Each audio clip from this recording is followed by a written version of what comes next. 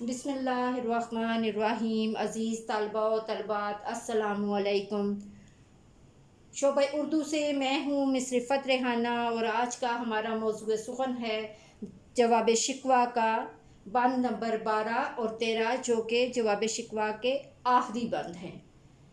عزیز طلباء و طلبات، اب ہم چلتے ہیں اس بند کی جانب، جو کہ کچھ اس طرح سے ہے: ہر کوئی مست محض ذوق تن آسانی ہے، ہر کوئی مست میں ذوق تن آسانی ہے، تم مسلمان ہو یہ انداز مسلمانی ہے، حیدری فقر ہے نہ دولت عثمانی ہے، تم کو اسلاف سے کیا نسبت روحانی ہے، وہ زمانے میں معزز تھے مسلمان ہو کر، اور تم خوار ہوئے تارک قرآن ہو کر۔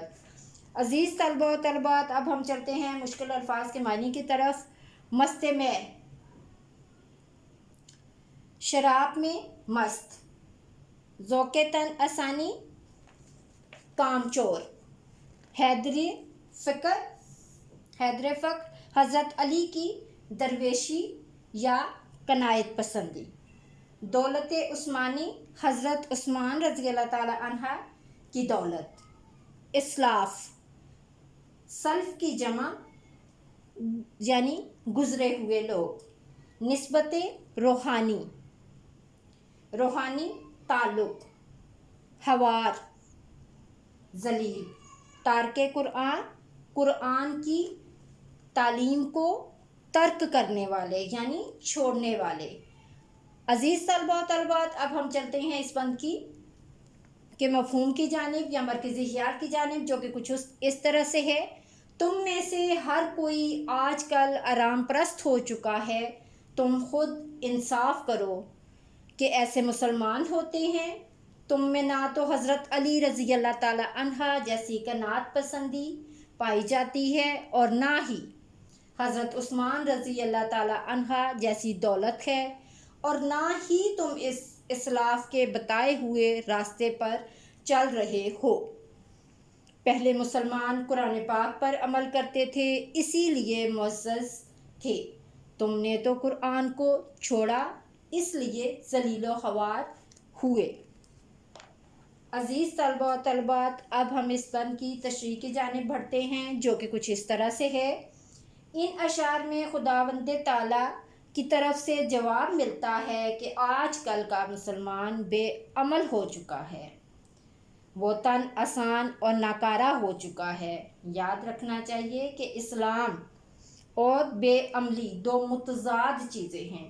پہلے زمانے کے مسلمانوں نے اپنے مسلسل عمل اور جفا کشی کی وجہ سے نہ صرف سیاسی برتری حاصل کی تھی، بلکہ انہوں نے اسلامی تہذیب، اسلامی اخلاق و معاشی اور اسلامی قوانین کو فروغ دے کر انسانیت کو بلند کیا تھا۔ بقول شاعر: کبھی اے نوجواں مسلم تدبر بھی کیا تو نے، کبھی اے نوجواں مسلم تدبر بھی کیا تو نے، وہ کیا گردوں تھا تو جس کا ایک ٹوٹا ہوا تارا۔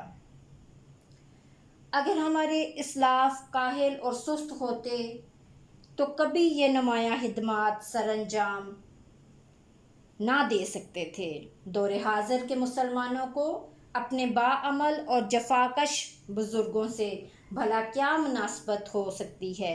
وہ تو وہ لوگ باعمل تھے، وقت کی قدر کرتے تھے۔ بقول اقبال: تھے تو وہ آبا تمہارے ہی مگر تم کیا ہو، تھے تو وہ آبا تمہارے ہی مگر تم کیا ہو، ہاتھ پہ ہاتھ دھرے منتظر فردا ہو۔ موجودہ دور کے مسلمانوں کے پاس نہ دنیاوی دولت تھی اور نہ حیدری فقر ہے، اور نہ ہی تم حضرت عثمان غنی رضی اللہ تعالی عنہ کی طرح امیر ہو۔ پرانے دور کے مسلمان اسلام کی تعلیمات پر عمل کر کے زمانے میں دولت، عزت اور حکومت کے مالک بنے تھے، اور نئے زمانے کے مسلمان قرآن حکیم کی تعلیم کو چھوڑ کر ہر چیز سے محروم اور ذلیل و خوار ہوئے ہیں۔ لہٰذا اقبال ہی کی زبان میں یہ کہنا پڑتا ہے، گر تمی ہواہی مسلمان زیستن، گر تمی ہواہی مسلمان زیستن، نیست ممکن جز پہ قرآن زیستن۔ اے مسلمان، اگر تو اسلامی زندگی گزارنا چاہتا ہے تو پھر یہ قرآن پر عمل کیے بغیر کسی طرح سے بھی ممکن نہیں ہے۔ عزیز طلبہ و طالبات، اب ہم چلتے ہیں بند نمبر 13 کی طرف، جو کہ جواب شکوہ کا آخری بند ہے۔ اب ہم جواب شکوہ کا آخری بند پڑھتے ہیں، جو کہ کچھ اس طرح سے ہے، عقل ہے تیری سپر عشق ہے شمشیر تیری، عقل ہے تیری سپر عشق ہے شمشیر تیری، ما سوائے اللہ کے آگ ہے تکبیر تیری، میرے درویش خلافت ہے جہانگیر تیری، تو مسلمان ہو تو تقدیر ہے تدبیر تیری، کی محمد سے وفا تو نے تو ہم تیرے ہیں، یہ جہاں چیز ہے کیا لوح و قلم تیرے ہیں۔ عزیز طلبہ و طالبات، اب ہم چلتے ہیں مشکل الفاظ کے میننگ کی جانب، جو کہ کچھ اس طرح سے ہے۔ سپر، سپر کا مطلب ہوتا ہے ڈھال، ما سوائے اللہ، اللہ کے سوا، خلافت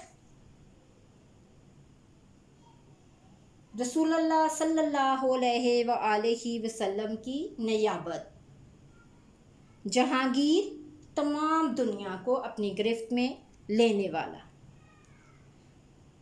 لوح و قلم تختی اور علم۔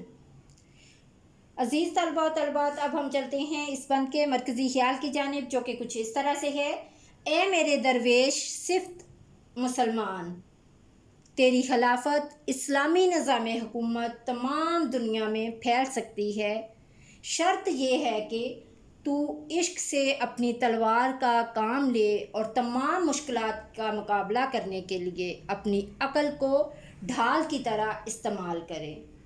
تیرا نعرہ اللہ اکبر باطل کے لیے آگ کی تاثیر رکھے گا۔ تو اگر صحیح معنوں میں مسلمان بن جائے تو پھر تیری تدبیر ہی تیری تقدیر بن سکتی ہے۔ اگر تو نے میرے محبوب پیغمبر صلی اللہ علیہ وآلہ وسلم کے ساتھ وفاداری کا ثبوت دیا تو پھر یہ جہاں تو درکنار تجھے لوح و قلم کا مالک بھی بنا دوں گا۔ پیارے بچوں، اب ہم چلتے ہیں اس بند کی تشریح کی جانب، جو کہ کچھ اس طرح سے ہے۔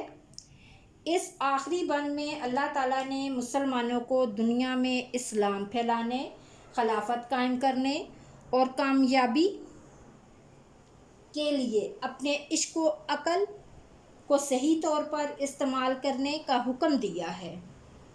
اگر مسلمان نے ایسا کیا تو خدا کی طرف سے یہ وعدہ ہے کہ انہیں ساری کائنات کی سرداری عطا کر دی جائے گی۔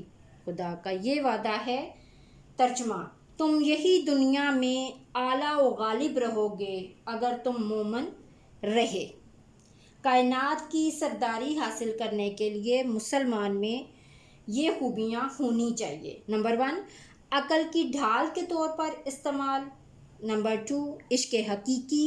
نمبر 3، عالمگیر خلافت کا قیام۔ نمبر 4، باطل کو مٹانے کا آتشی جذبہ۔ نمبر 5، تدبیر کی عادت۔ نمبر 6، اطاعت خدا اور اطاعت رسول صلی اللہ علیہ وآلہ وسلم۔ اسی کا نام نبی کریم صلی اللہ علیہ وآلہ وسلم سے وفاداری ہے۔ اگر مسلمانوں کے اندر مندرجہ بالا صفات پیدا ہو جائیں تو پھر انہیں دنیا میں سب کچھ مل جائے گا، پھر جو کچھ وہ چاہیں گے وہی دنیا میں ہوگا۔ کوئی قوت ان کے حکم سے سرتابی نہیں کرے گی کہ ان کا حکم نہیں ٹالے گی۔ اسی طرح وہ تقدیریں لکھنے والا ہے۔ بقول اقبال، خودی کو کر بلند اتنا کہ ہر تقدیر سے پہلے، خودی کو کر بلند اتنا کہ ہر تقدیر سے پہلے، خدا بندے سے خود پوچھے بتا تیری رضا کیا ہے۔ علامہ اقبال نے بڑے دلکش انداز میں مسلمانوں کو آپ صلی اللہ علیہ وآلہ وسلم کہ اسوہ حسنہ کی پیروی کرنے کی ترغیب دلا رہے ہیں، کیونکہ آپ صلی اللہ علیہ وآلہ وسلم کی وجہ سے ہم اپنا کھویا ہوا مقام حاصل کر سکتے ہیں، کیونکہ اللہ تعالیٰ نے اپنے نبی کو بلند مقام عطا فرمایا۔ ترجمہ: اے میرے پیارے رسول صلی اللہ علیہ وآلہ وسلم، ہم نے تیرے نام کو بلندی عطا کی۔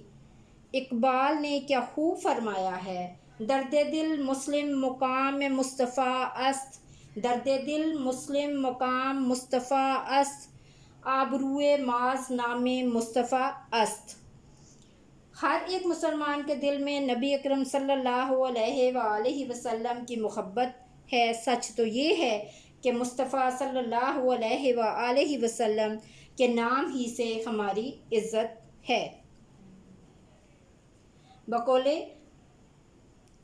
اقبال جواب شکوہ: ہو نہ یہ پھول تو بلبل کا ترنم بھی نہ ہو، ہو نہ یہ پھول تو بلبل کا ترنم بھی نہ ہو، چمن دہر میں کلیوں کا تبسم بھی نہ ہو، یہ نہ سناتی ہو تو پھر میں بھی نہ ہو، ہم بھی نہ ہو، بزم توحید بھی دنیا میں نہ ہو، تم بھی نہ ہو۔